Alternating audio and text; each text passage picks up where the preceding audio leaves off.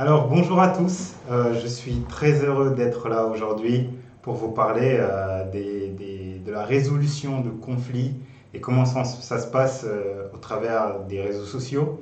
Surtout qu'aujourd'hui, on sait que les réseaux sociaux sont tellement présents dans notre vie, sont tellement présents dans notre quotidien. Moi personnellement, j'ai été accro aux réseaux sociaux et je pouvais passer la nuit à scroller les vidéos Facebook et me rendre compte qu'il est 6 heures du matin et voilà. Et ce qui m'a plus marqué, c'est qu'au fur et à mesure que je rentrais dans les réseaux sociaux, je me suis rendu compte que je n'arrivais plus à avoir des conversations profondes, des conversations réelles avec les personnes, surtout lorsque c'est difficile, surtout lorsque ce sont des conflits, surtout lorsque ce sont des choses qui sont difficiles à discuter. C'est pour ça mon titre aujourd'hui, c'est tweeter puis bloquer. Parce qu'on voit aujourd'hui dans le monde que c'est la manière dont on débat, c'est la manière dont on discute, c'est la manière dont on résout les conflits. On tweet, ou on peut même passer par Facebook, et on a des longues discussions sans queue ni tête, avec aucun désir de résoudre le problème. Et lorsqu'on se rend compte qu'on n'est pas d'accord, ben, on bloque la personne. Et ça, c'est vraiment la chose qui n'aide pas du tout à avancer. Et ce que j'aimerais partager avec vous, c'est que aujourd'hui, c'est plus difficile de parler face à face parce qu'on est accro aux réseaux sociaux et on est habitué à faire les choses derrière nos écrans de fumée. Et si vous avez regardé ce documentaire, vous serez d'accord avec moi. Et on sait que maintenant, les conversations, les moments de joie, les moments de tristesse, les moments de faiblesse, toutes ces choses sont partagées sur les réseaux sociaux et on les reçoit par les réseaux sociaux. On n'a plus cette compassion d'être avec quelqu'un et de sentir qu'il va mal. Mais surtout, on sait aussi que les conflits, qui sont une forme de discussion, se passent aussi au travers des réseaux sociaux. On le voit aujourd'hui. Et on est devenu plus à l'aise dans ce système. On est devenu plus à l'aise à juste parler par écran interposé au lieu de vraiment se dire les choses face à face. Et la conséquence, c'est qu'on ne sait plus avoir de vraies discussions, moi y compris. La conséquence, c'est qu'on ne sait plus entreprendre des réconciliations. Pas des réconciliations où je ne veux plus avoir rien à voir avec cette personne, mais je la pardonne, mais des vraies réconciliations, comme la Bible nous le demande. Et moi, je suis un peu comme Brad, j'aime bien les définitions. Mais qu'est-ce qu'un conflit? Quand je vais demander au Larousse me dit qu'un conflit, c'est une violente opposition de sentiments, d'opinions. Euh, et c'est juste un désagrément sur un sujet. Et ça se passe très souvent sur les réseaux sociaux et dans la vie courante. Les conflits, ça existe. Mais je pense que ce qui nous différencie, nous, disciples, des autres personnes, c'est la manière dont on résout les conflits. Et c'est de la manière dont on rentre dans un conflit. Et juste pour vous donner un exemple, les conflits, ça existe même dans la Bible. Et j'ai un exemple que je vous pousse à lire qui est en Genèse au chapitre 32 et 33 entre Ésaü et son frère Jacob. C'est vraiment une histoire que vous allez comprendre parce que Jacob il envoie des messagers parce qu'il veut traverser le pays d'Ésaü. Il envoie des messagers et Ésaü le reçoit mal et prend 400 hommes et se dirige vers son frère. Mais lorsqu'ils se rencontrent, il est pris d'émotion. Et on voit cette différence entre le face-à-face et le message. On voit que les choses peuvent être mal interprétées. Mais il y a aussi un autre exemple que j'aime bien, c'est, on le lit en Galates 2, du verset 11 au verset 14. C'est Paul qui parle de lorsqu'il reprend Pierre, parce que lorsqu'ils étaient à Antioche, il y avait les juifs et les non-juifs, et Pierre n'était resté qu'avec les juifs. Et Paul l'avait repris. Donc c'était un conflit de deux disciples de Jésus qu'on voit là.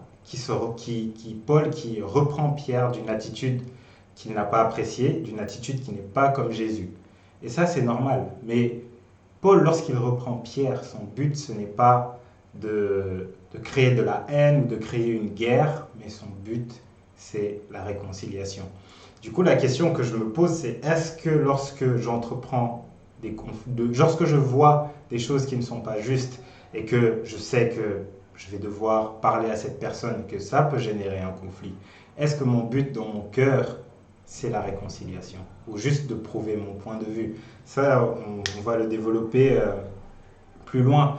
Mais j'aime bien ce passage en Matthieu chapitre 5 du verset 23 à 24 où Jésus dit: Si donc tu présentes ton offrande vers l'autel et que tu te souviens que ton frère a quelque chose contre toi, va d'abord retrouver ton frère et réconcilie-toi avec lui.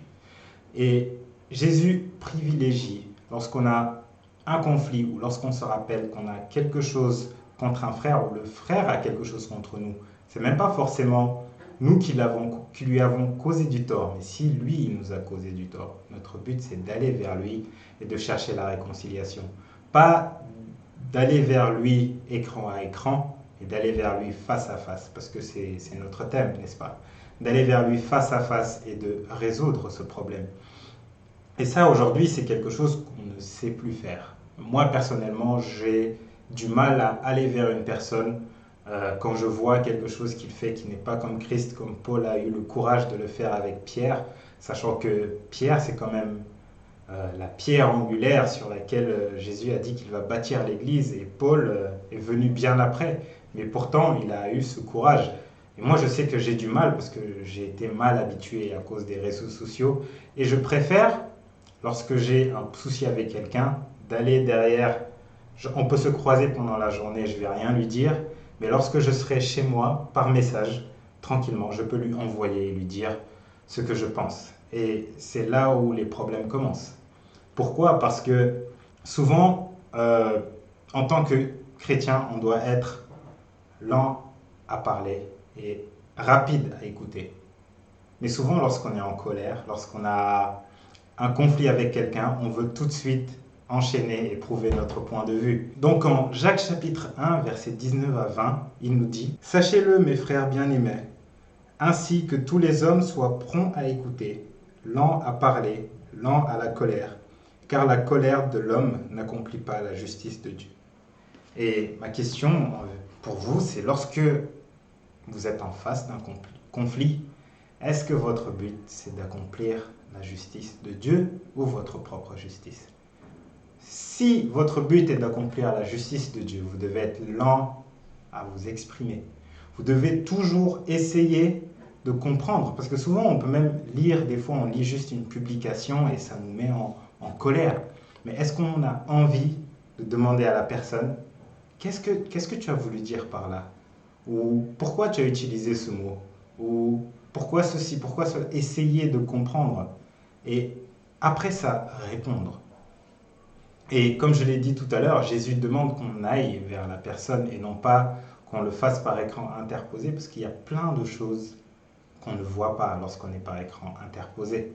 On ne peut pas connaître le ton de la personne quand elle vous parle. Quand elle vous écrit un message, vous ne pouvez pas savoir quelles sont ses émotions, quelles sont ses expressions, comment elle bouge les mains, comment son visage est. Est-ce qu'il est souriant? Est-ce qu'il est triste? Vous ne pouvez pas voir toutes ces choses. Du coup, toutes ces choses sont interprétées. Et c'est là où le conflit, au lieu d'être résolu, s'aggrave. Donc, dans une résolution de conflit, je vais le répéter encore et encore, le but c'est de privilégier les relations face à face et d'aller vers l'autre avec ce désir de résoudre le conflit. Puis, lorsqu'on est en face d'un conflit, ça peut arriver, comme je l'ai dit, on est dedans à fond. Mon prochain point, c'est de rester sain avec nos mots. Parce que souvent, on peut s'emporter par la colère. On peut s'emporter parce que quelqu'un n'a pas compris ce qu'on a voulu dire et a tout de suite répondu et n'a pas eu la même attitude que nous, on a eu envers lui. Mais on doit toujours avoir une attitude conciliante. On doit toujours avoir une attitude d'un disciple de Jésus. Et du coup, on doit surveiller nos mots. Parce que nos mots sont très importants aux yeux de Dieu. Et on peut le lire en Matthieu chapitre 5. Jésus, il dit, mais moi je vous le dis, tout homme qui se met en colère contre son frère mérite de passer en jugement. Celui qui traite son frère d'imbécile mérite d'être puni par le tribunal. Et celui qui le traite de fou mérite d'être puni par le feu de l'enfer. Et on se rend compte que les mots qu'on peut prononcer pendant un conflit peuvent avoir des conséquences énormes sur l'autre personne. Du coup, on a le droit d'être en colère. On a le droit d'entrer en conflit avec quelqu'un. C'est juste une opposition d'opinion, mais de rester sain dans nos mots, de rester à l'image de Jésus dans nos mots, dans la manière dont on parle. Et ce n'est pas juste les mots grossiers. Souvent, on peut penser que insulter quelqu'un, c'est juste utiliser des mots grossiers. Mais non, il y a des mots comme tu es bête, tu n'es pas éduqué, tu n'es pas assez intelligent. Ces mots blessent et rabaissent l'autre. Alors que nous sommes à l'image de Jésus et nous devons élever les autres. Donc essayons, dans cette idée de résoudre les conflits, de rester sains dans nos mots. Et mon prochain point, c'est d'être discret. Un conflit, ça arrive, mais il faut être discret. Lorsque Paul a eu le conflit avec Pierre, il était, même s'il y avait tous les disciples, tous les chrétiens au milieu d'eux, et il a parlé à Pierre, ok, vous pouvez le faire au milieu de vos frères et sœurs, il n'y a pas de problème. Mais le but, c'est d'être aussi discret, parce que en Matthieu 18, 15, Jésus dit, si ton frère a péché contre toi, va et reprends-le seul à seul. Ça, c'est la première étape. Seul à seul. Mais aujourd'hui, qu'est-ce qu'on voit dans les réseaux sociaux? C'est publications qui dénoncent ce que quelqu'un t'a fait devant des milliers et des milliers d'utilisateurs qui peuvent le lire. Et ce n'est pas ce que Jésus attend de nous en tant que ses disciples. Il veut qu'on aille voir la personne et qu'on discute seul à seul. Mais il peut arriver que la personne n'écoute pas. Et dans ce cas, qu'est-ce qu'on fait? Jésus dit, si la personne n'écoute pas, ben prends-le avec toi et aussi 2 autres témoins. Et si ce n'est toujours pas le cas, là, il peut dire, il demande de l'amener devant toute l'assemblée. Et après ça, et donc on voit que Jésus a pour processus qu'on ait le moins de gens impliqués dans le conflit et que ces gens doivent être des frères et sœurs, des personnes qui ont la même vision que toi. Parce que lorsqu'on amène nos conflits en dehors de l'Église, lorsqu'on amène nos conflits en dehors de personnes qui pensent de la même manière que Dieu voit les choses, on s'expose à aggraver le conflit, parce que les gens ne sont pas là pour réconcilier, forcément. Donc, il faudra faire attention à toutes ces choses lorsqu'on résout les conflits. Et lorsqu'on a ce désir de résoudre le conflit. Et mon prochain point, c'est un point qui est un peu fort, mais c'est la Bible qui le dit, c'est notre Église n'a pas assez de sagesse.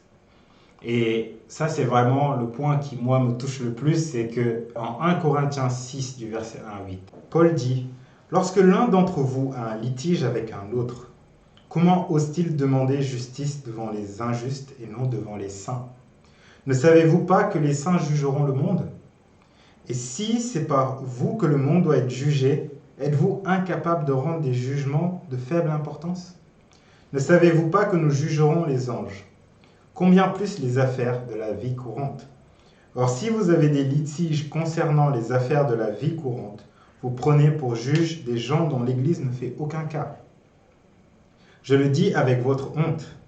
Ainsi, il n'y a parmi vous pas un seul homme sage qui puisse juger entre les frères et sœurs. Au contraire, un frère est en procès contre un frère, et cela devant les incroyants. C'est déjà pour vous un échec complet d'avoir des procès les uns avec les autres. Pourquoi ne supportez-vous pas plutôt une injustice? Pourquoi ne vous laissez-vous pas dépouiller? Mais c'est vous, au contraire, qui commettez l'injustice et que dépouillez les autres. Et c'est envers des frères et des sœurs que vous agissez ainsi. J'aime bien ce passage parce que, comme je l'ai dit, c'est amener nos conflits avec des gens qu'on côtoie tous les jours et avec qui on peut parler directement vers les réseaux sociaux, surtout si c'est un frère ou une sœur avec laquelle on partage la même église, la même foi, le même esprit, le même baptême, comment on peut faire ça? Ça veut dire qu'on dit que mon église, les membres de mon église ne sont pas assez sages pour juger de cette affaire, ne sont pas assez équipés pour comprendre mon conflit avec mon frère ou ma sœur. C'est exactement cette image que vous propagez dans les réseaux sociaux. Je sais que souvent on le fait sans cette envie, sans ce désir. On a juste envie de s'exprimer et d'exprimer ce qu'on a dans le cœur. Mais c'est comme ça que cela est reçu. C'est comme ça que les gens de l'extérieur de l'Église, ils pensent que c'est parce que dans l'Église, vous n'êtes pas capable de gérer vos propres problèmes, de vous aider les uns les autres à grandir. Mais nous, on peut vous aider. Et c'est vraiment quelque chose, pour moi, qui n'est pas acceptable et qui n'honore pas ni l'Église, ni Jésus. Et du coup, c'est un peu les idées que moi j'ai eues, les points que moi j'ai eus, qu'on doit mettre en avant. C'est la résolution des conflits se fait face à face, avec un profond désir de réconciliation. On surveille les mots qu'on prononce. On va chercher de l'aide lorsqu'on n'y arrive pas parmi les sages de l'Église, car Dieu nous a donné un esprit et a donné à l'Église cet esprit qui nous permet de juger et de nous entraider à grandir. Et si on fait tout cela et que la personne ne veut toujours pas changer et que rien ne se passe, souvent le problème c'est que je tweete, puis je bloque. Je tweete, puis je bloque. Donc, si quelqu'un n'est pas d'accord avec moi, je bloque. Si quelqu'un n'est pas d'accord avec ce que moi je prône, je bloque. Et en faisant cela, qu'est-ce qui se passe? On commence à choisir les gens qui ont la même manière de penser que moi, qui ont les mêmes idées que moi, et je m'entoure que de ces gens. Et je pense que je suis le seul à avoir raison. Et en grandissant dans cet environnement tous les jours, on n'est pas habitué au conflit, on n'est pas habitué à quelqu'un s'oppose à notre manière de penser, et du coup, on commence à fuir les conflits. Et je voulais conclure par ce point parce que ça me tient à cœur qu'il est important de s'entourer de personnes aussi des fois qui ne partagent pas le même point de vue que nous. Comme ça, on peut s'entraider et grandir. Comme ça, on peut apprendre à gérer les conflits parce que il y a un passage en 2 Timothée chapitre 4, versets 3 et 4. Car il viendra un temps où les hommes ne supporteront plus la sainte doctrine, mais au gré de leurs propres désirs, avec la démangeaison d'écouter, ils se donneront maître sur maître. Ils détourneront leurs oreilles de la vérité et se tourneront vers les fables. Mais toi, sois sobre en tout, supporte les souffrances, fais l'œuvre d'un évangéliste, remplis bien ton service. Et ce qu'on voit ici, c'est que les gens vont à un moment donné se tourner vers les fables, vers juste les choses qu'ils ont envie d'entendre et non pas la vérité. Parce que souvent, la vérité est difficile à accepter. Ce qui se passe, c'est qu'on n'arrive plus à gérer les conflits, on n'arrive plus à gérer les oppositions, on n'arrive plus à grandir. Parce que lorsqu'on n'a pas d'opposition, on ne grandit pas. Lorsqu'on n'a pas de contraintes, on ne peut pas bien grandir. Et résoudre les conflits fait partie de la croissance personnelle comme spirituelle dans notre marche avec Dieu. Parce que même dans la Bible, on va trouver des mots, des paroles avec lesquelles on n'est pas d'accord. Mais comment on va réagir? Est-ce qu'on va tweeter puis bloquer? Ou est-ce qu'on va se battre avec ces écritures? Est-ce qu'on va continuer à plonger notre regard, appeler des sages, discuter pour grandir dans cet aspect? Et dans le même cas, lorsqu'on a un conflit avec quelqu'un, est-ce qu'on va juste l'effacer de notre vie, même si c'est un frère ou une sœur, ou est-ce qu'on va essayer de résoudre ce conflit avec paix, avec amour, parce que nos offrandes sont moins importantes, nos prières envers Dieu, tout ce qu'on peut faire pour Dieu, c'est moins important si on a des conflits et qu'on a quelque chose envers un frère ou une sœur. Donc, arrêtez de tweeter puis bloquer, mais surtout, allez vers la personne, résolvez votre conflit avec amour. Merci.